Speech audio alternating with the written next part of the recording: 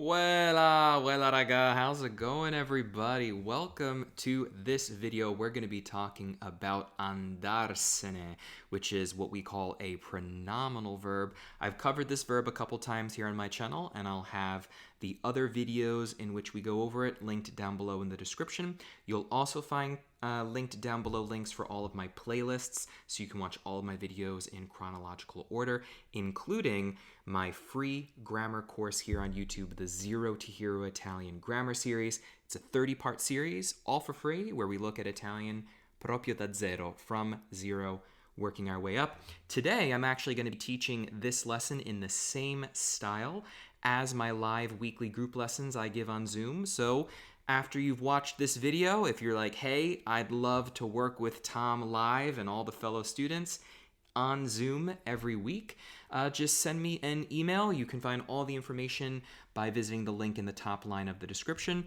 or just visit my website, weilatom.com. So without further ado, let's take a look at my digital whiteboard, which this time, instead of me typing stuff, is just going to be a fancy word for Microsoft Word. So this is how I do it in my live group lessons. I don't handwrite things. I have everything typed, and then I email the students the notes afterwards. So yeah, what we're going to do is look at Andarsene in context, and then we're going to back into the rules. And I've purposely created these phrases just like I do in my live weekly group lessons, where we can learn more than just the main topic of the lesson, which is Andarsene. So we're going to see some other good stuff in these examples, and I always try to keep things conversational, That way we can take what we learn and apply it to the real world outside of just the classroom, All right, so let's first read this. Normally, I would give my students the opportunity to read it, but seeing as I'm the only one in this classroom right now, at least as I'm recording, I'm going to do the honors and read it for you. So we have, Raga, è tardi, me ne vado. Grazie per una bellissima serata. Mi sono divertito un sacco. Ci vediamo domani, va bene? Okay. So first, let's talk about what this means, and then we'll break it down. So this is, guys, it's late. I've got to go, or I've got to get going. I'll also say that. I've got to get going. Thanks for una bellissima serata. Literally is thanks for a beautiful evening. This is like saying thanks for a great night. Thanks for a great evening. Thanks for a great time. I'll even put that in because that can work. I had a lot of fun. Mi sono divertito un sacco means that. It's like I had a bunch of fun, literally, a sack full of fun. See you tomorrow. All right? See you tomorrow, all right? See you tomorrow, okay? Sound good? Can kind of be like all that. See you tomorrow, okay? Even that can work. All right, so let's break down what we've got going on here. So we've got raga. Now, you might be familiar with raga because I say that in all of my videos. Weilà raga. Huh? What is raga? That's short for ragazzi, which is a way of saying guys. So, hey guys, it's late. È tardi is simply it's late. Now, why would we use this me ne vado? Why can't we just say devo andare or vado? Well, the truth is you can do all of the above. So, me ne vado gives you this idea of I am going from here. That's what this literally means. I go from here, literally, okay? Now, we don't usually speak that way in English, so it doesn't make a whole lot of sense explaining it that way. The way that we actually use Andarsene is when we're saying to go away from a place. That's what this means. And now we're going to take a quick moment just to kind of understand andare and Andarsene. Maybe this is the first time you're seeing Andarsene. Normally what I do when I've got a classroom of students, I'll say, okay, does anyone know why we used me ne vado here instead of vado or devo andare? And then from there, we start talking about the rules behind it. So basically, andare just means to go. So this is just a statement of fact. For example, vado al negozio. I'm going to the store. Nice and simple. Vado a casa. I'm going home. We're just stating facts here. The moment we now have andarsene, the way we look at this is we break it down, and we have the verb andare, we have the reflexive pronoun si, which becomes se when it's next to ne. If you need help remembering these, I've got videos on object pronouns and reflexive verbs that I'll have linked down below. The ne usually is used for quantities or for saying about it, about him, her, them. So anything in the third person or of him, her, it, them. But here instead, when these two pronouns are together, it just gives the implication that you're going from a place. So what a pronominal verb is essentially a verb that takes on a new meaning when used with certain pronouns. That's generally the way that we look at it, okay?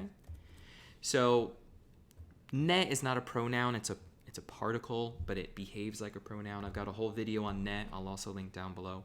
And what we do is we conjugate the verb andare as we normally would in whatever verb tense we're talking about. So this we're using the present tense, so I've got vado. Then the reflexive pronoun is going to agree with that form of the verb. So normally I would say me. But ne has to be next to it. It's fundamental to this pronominal verb. And pronouns like to stay near each other, or particles and pronouns. So me plus ne. Now the grammar rules tell us when we have these two guys next to each other, it actually becomes me. So me ne vado. And this essentially means I go away, I leave a place, I go from a place, anything along those lines. It's simply something you just have to memorize, okay? So that's the rule behind it. And this is why we would use one versus the other. So, me ne vado, non posso più restare qui, ad esempio, would mean I need to go from here. I am going to leave. I'm getting out of this place. So it gives you more information besides just I go. It's you going from a place. It gives you the sense of, what did we say before? I've got to go.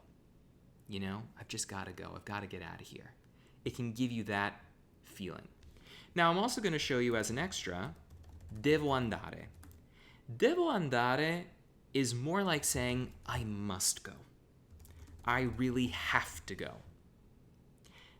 Slight difference, if you will, between me ne vado, like I've got to get going, I've got to get out of here, and devo andare, I really must go. I have to go. I have an obligation. So, devo andare, using the verb dovere. Dovere means have to or must. This is an obligation. Something I've just got to do. So yeah, pretty cool, right? This is the beauty of doing lessons when we're live and we can ask questions, look at one another, you know? And I'm hoping that you guys can get that feeling too in this video, even though it's pre-recorded. We get into all the sfumature. We get into all of the nuances. So yeah, I don't want to dive too deep into this. I think this is deep enough. And so that's why here we're saying me ne vado. When you're saying, guys, it's late, I've just got to get going, you know? Now, could you say vado or devo andare? Go for it. You can. Nothing wrong with that. It's style at that point. I'm giving you now, what we're looking at is more tools to get to the heart of your feeling. That's the beauty. Once you start getting deeper into Italian, this is intermediate level right here. And intermediate is where a lot of people are usually always at, because if you think of learning Italian as sort of like a mountain, right? When you learn all the stuff in the beginning, you're climbing that mountain, and once you're kind of getting sort of to the top, you know, it's hard to go over that hill and go from the B level to the C level, intermediate to advanced. But it's a good level to be at, because you've got a lot before you, you've still got some stuff in front of you, but you're at a good spot. And this is when we can start tackling that kind of stuff. And then just for some added information here, we've got thank you for a beautiful evening. Thank you for a great evening. Grazie per una bellissima serata. What's the difference between sera and serata? So sera is just simply like la sera, for example, is just the evening. I'm just talking about a time of day. Whereas serata is the whole evening. Time spent in the evening. So that's why if you're leaving a restaurant, someone may say to you, grazie, buona serata, like go out and enjoy the rest of your evening. That's also why we say giornata. That's the whole day. You know, when we say buona giornata, we're saying have a nice day, as in the whole day. Whereas a giorno is just the day. That's it. We're not talking about spending time in a day. Cool, right? All right, mi sono divertito un sacco. So this is using a reflexive verb. Reflexive verbs use essere in the passato prossimo. So we say divertirsi is a reflexive verb. Reflexive verb. It means for one to have fun or for one to enjoy oneself. Or to enjoy oneself, you could say. Let's put it that way. To enjoy oneself. To have a good time. You can also say that. To have a good time. For one to have a good time. Because it's always reflexive, so that's why I'm including the from. So we normally say in the present, mi diverto, right? Because we have this si here, which communicates, hey, you've got to use a reflexive verb, or reflexive pronouns rather. Reflexive pronouns always agree with the conjugated form of the verb, right? Because it's being done unto oneself. I'm both the actor and the receiver of that action. So I am enjoying myself. In the past tense, in the passato prossimo, we use essere as the auxiliary verb. And once again, the form has to agree with who we're talking about. Divertito or divertita if we're talking about a female. So mi sono divertito, mi sono divertita. Un sacco is just a way of saying a bunch. I enjoyed myself a bunch. I had a lot of fun. Just a colloquial way of doing that. Could you say molto? Could you say tanto? Sure. Moltissimo, tantissimo. Or even just mi sono divertito, mi sono divertita. That's enough as well. Here we have what we call a reciprocal verb, a reciprocal reflexive verb. So when two people just happen to be doing something and they're both receiving the action. So it's not per forza reflexive, but it's basically reflexive. We call it reciprocal when we're usually using the noi form of the verb. So vedersi, usually categorized as a reciprocal reflexive verb. And what I would also do at this point in a group lesson is I'd be like, okay, guys, am I going too deep into the grammar? Like, do you guys want to go this deep in this technical? Is this too much? Because we could just put something on the back burner. So what I like to always do is get a read of the room, you know. In a recorded video, I can't do that. But in a live lesson, I'd be able to. And it just depends on the students. We have a lot of students that come week after week, or at least come frequently. So I kind of know where they're at and I can tell what they're interested in. But yeah, so I would say, guys, are we getting a little too deep here? Is it too many different topics? And also what I do in the group lessons is the lessons build on each other week after week. So I'll start throwing a lot of these details out if we've already covered it like a few weeks before. Or I'll say, hey, let's kind of put this off to the side. We'll cover this next week. This is a great topic logically to go into next. So anyway, this is a reciprocal reflexive verb because usually what happens is we use it in the noi form when two people do something and they're both the recipients. But this is sort of a gray area. I wouldn't really draw hard lines here, but ci vediamo. You know, usually we don't say, you could say mi vedo, ti vedi, and so on. It's just like, do you see yourself? You know, yes, it's reflexive. But this is reciprocal because we're both receiving something. It's coming from one party to the other, and it's back and forth. So we'll see each other, this could mean. But yeah, this is too much in the weeds. I'm going to leave it there, okay? Yeah, I don't want to get too far into the weeds because even as I'm explaining it, I'm like, dude, what's the difference? You know what I mean? It's a reflexive verb. Just calm down. So anyway, we'll see each other tomorrow. Va bene.